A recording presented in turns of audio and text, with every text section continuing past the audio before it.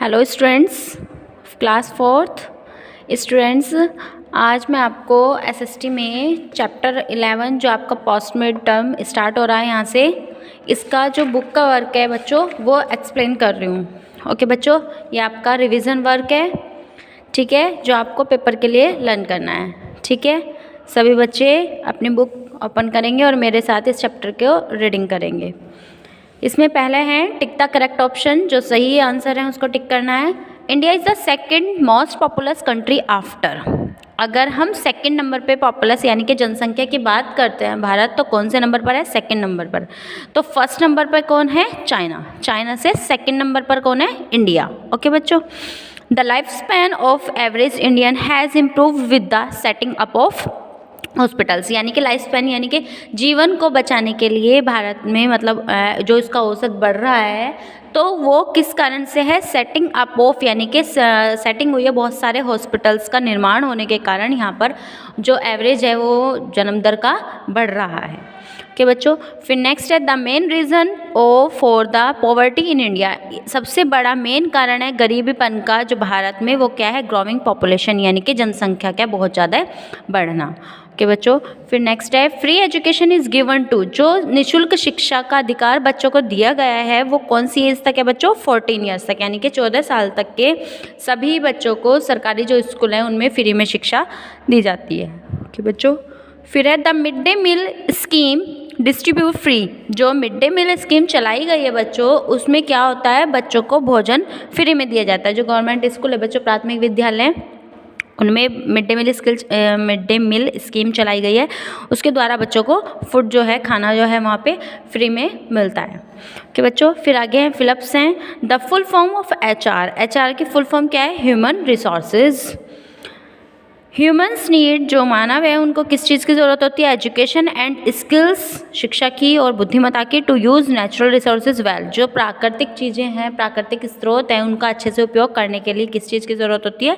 पढ़ाई की, मतलब एजुकेशन की और स्किल्स की। India is a developing country. जो इंडिया है वो कैसी है? एक डेवलपिंग कंट्री है, यानी कि विकासशील देश है, इसमें लगातार विकास चलता रहता है। Advancement of science technology and education help countries to use their human resources properly.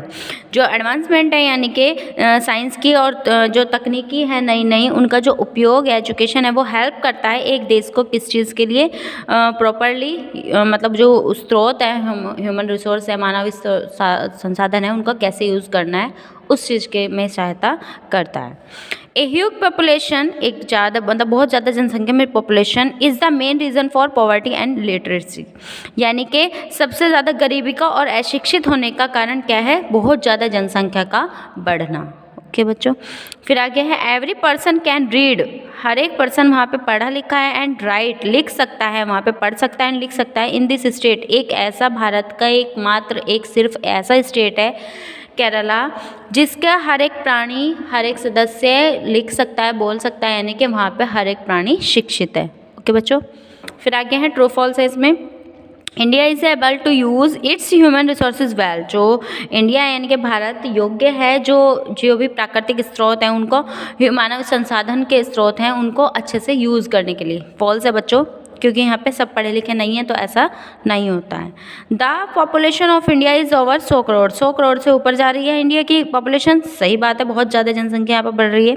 India is a developed country. Developed नहीं है, डेवलपिंग है, यानी कि विकासशील देश है, विकसित देश नहीं है। अभी भारत का पूर्ण रूप से विकास नहीं हुआ है, तो क्या आएगा? False. The shifting of people from cities to village is called migration. यानी कि सिटीज़ से विलेज को जाना माइग्रेशन कहलाता है। No, false. Health insurance is being provide to the people. जो हेल्थ इंश्योरेंस है वो किसको प्रोवाइड किया जाता है? जो पुअर लोग होते हैं। सही है। Family planning increasing population. जो फैमिली प्लानिंग है, यानी कि अगर हम फैमिली प्लानिंग बना के चलते हैं तो क्या होता है? उससे पॉपुलेशन बढ़ती है। नो, गलत है। अगर हम सोच ले कि हमें इतनी ही जनसंख्या रखनी है तो पॉपुलेशन घटेगी, इंक्रीज यानी कि डिक्रीज होंगी। यहाँ पे क्या बोला है? फैमिली प्लानिंग से इंक्रीज होगी, जो कि गलत है। ओके बच्चों, फिर ये चैप्टर कंप्लीट होता है। अब हम चैप्टर नंबर 12 रीड करेंगे इसी में, इसका बुक वर्क पढ़ेंगे। इसमें tick the correct answer. Which country has the largest cattle population, यानी कि सबसे ज़्यादा अगर हम देखते हैं पशु कहाँ पाले जाते हैं, इंडिया में। Horticulture is related to the, जो हॉर्टिकल्चर है वो किससे संबंधित है, गार्डनिंग से।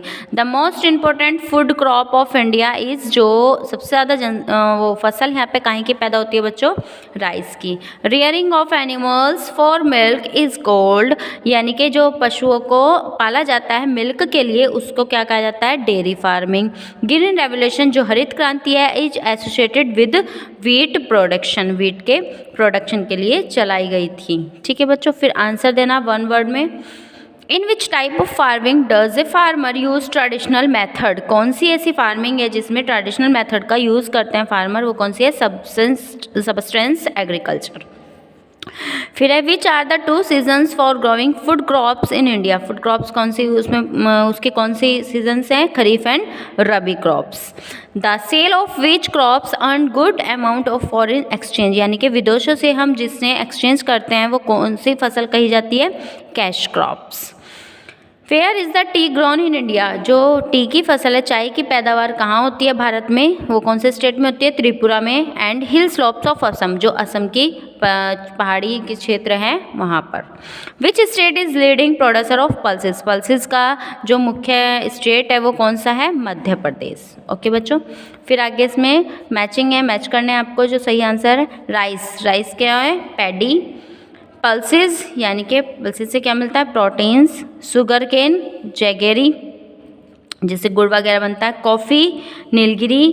कॉटन, ब्लैक सॉइल में पैदा होता है। ओके बच्चों, ये आपको बुक वर्क इसमें से याद करना है आपके एग्ज़ाम के लिए। Thank you, have a nice day.